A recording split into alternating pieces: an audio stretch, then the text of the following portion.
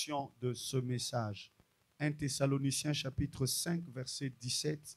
Vous allez retenir beaucoup de choses, mais il faut que vous reteniez des choses très capitales et les choses qui vont être bénéfiques pour votre vie spirituelle. Alléluia.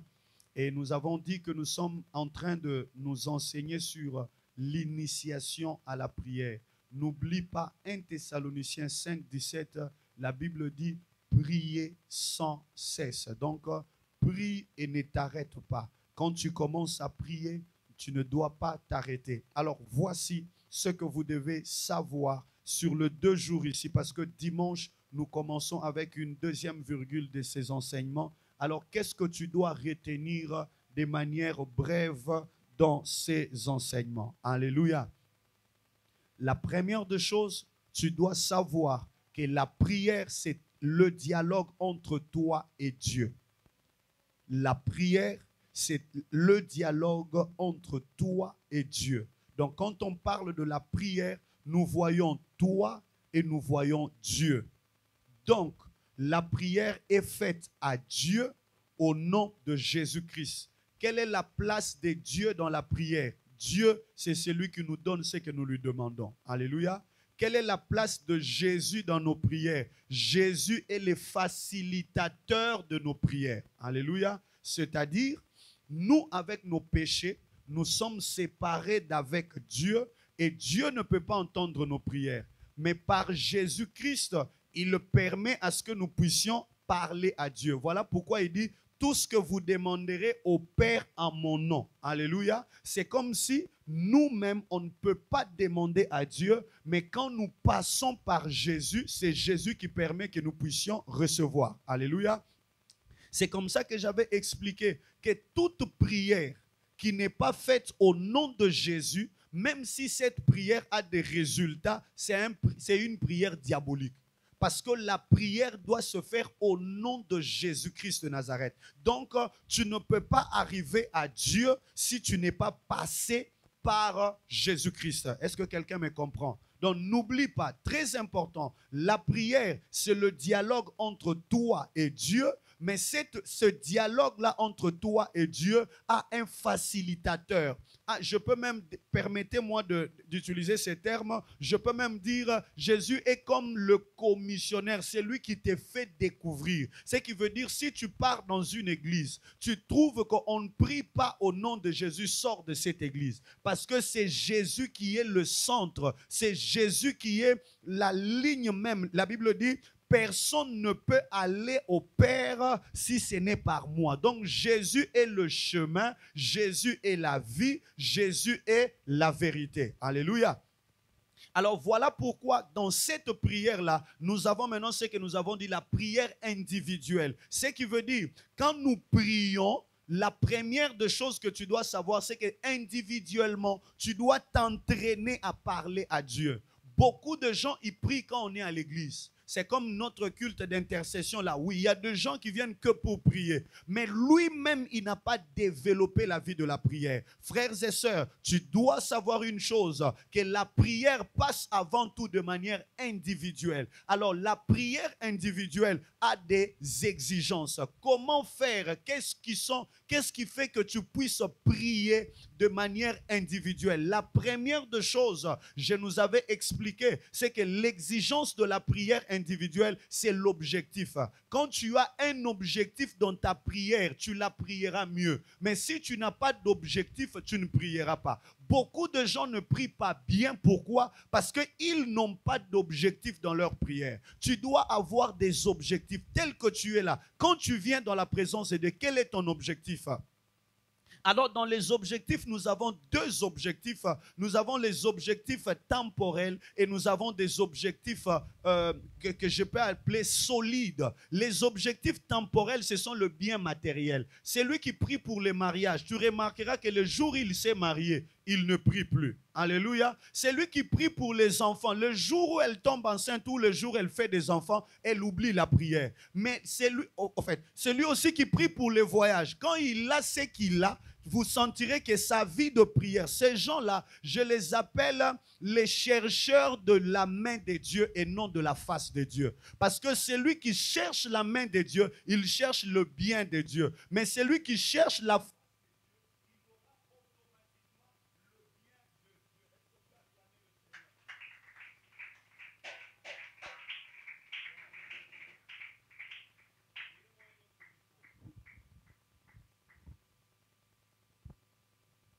Alléluia. Dan, tu peux débloquer ce micro. Donc, dans ta prière, tu ne dois pas prier en fonction de biens matériels. Dans ta prière, tu ne dois pas prier en fonction de choses qu'on te présente. Mais tu dois prier avec comme objectif, tu veux vivre la gloire de Dieu dans ta vie. Est-ce qu'on peut acclamer le Seigneur? Alléluia.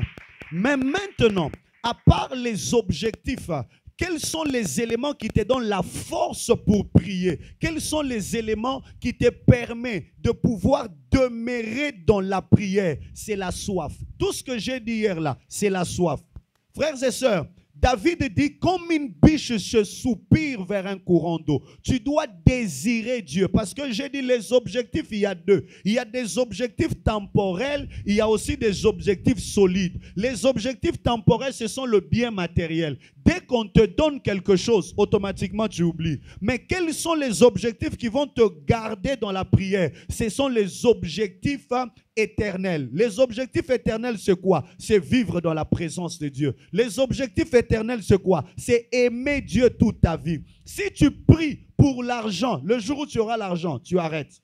Si tu pries pour vivre la présence de Dieu, tu vas le désirer tout le jour de ta vie. Tu te poses les questions, mais bino bosambe la mikonoso pourquoi? Biso toyak église pona libala te. Alléluia. Biso toyak église pona mbongo te. Mbongo eza matabisio nzamba pesa kabiso. L'Éternel est obligé de m'habiller, il est obligé de me nourrir, il est obligé. Pourquoi? Parce que je suis son enfant. Mais quand je viens dans la présence de Dieu, je ne viens pas d'abord pour le bien matériel, je viens pour aller au ciel.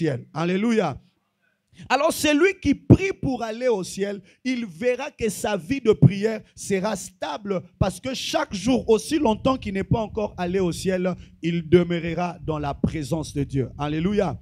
Et pour finir, la prière individuelle, ça c'était hier que j'étais en train d'expliquer tout ce point. J'ai expliqué beaucoup de choses. Mais qu'est-ce que tu dois retenir? C'est que la prière individuelle a beaucoup d'avantages. Amen, amen. Celui qui prie individuellement, il harmonise sa communion avec Dieu.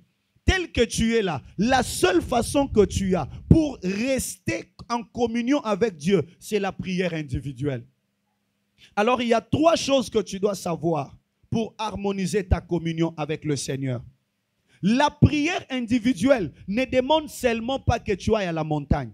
La prière individuelle ne demande seulement pas que tu ailles je ne sais où, à gauche, à droite. Mais la prière individuelle, c'est l'intimité que toi tu as. Ça peut être dans ta chambre, ça peut être dans une voiture, ça peut être en minuit, ça peut être partout où tu te retrouves. C'est comme ça que Jésus a dit à la femme samaritaine, ce n'est plus question de la montagne, ce n'est plus question du tabernacle, mais c'est là où tu es. Pourquoi? L'heure vient où les vrais adorateurs adoreront le Père en esprit et en vérité. Voici les trois choses. La première des choses que tu dois savoir pour que ta vie de prière personnelle puisse être une vie efficace, une vie de puissance, c'est que tu dois développer ta vie spirituelle. Dis avec moi la spiritualité.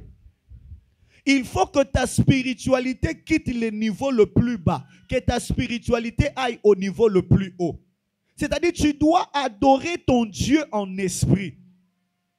Il faut que ton esprit puisse être nourri de la parole de Dieu. Parce que tu ne peux pas aimer Dieu si tu ne lis pas la parole de Dieu. Tu ne peux pas t'attacher à Dieu si tu ne lis pas la parole. Pourquoi? La parole est comme une lettre qu'un amoureux a envoyée à son amoureuse. Et toi et moi, nous sommes des amoureuses de Christ. Alors quand nous venons dans la présence de Dieu, nous devons l'aimer avec notre esprit. Nous devons aimer sa parole. C'est en aimant sa parole, c'est en s'attachant à lui que sa parole va demeurer à nous. Alléluia. C'est-à-dire tu dois le prier en esprit.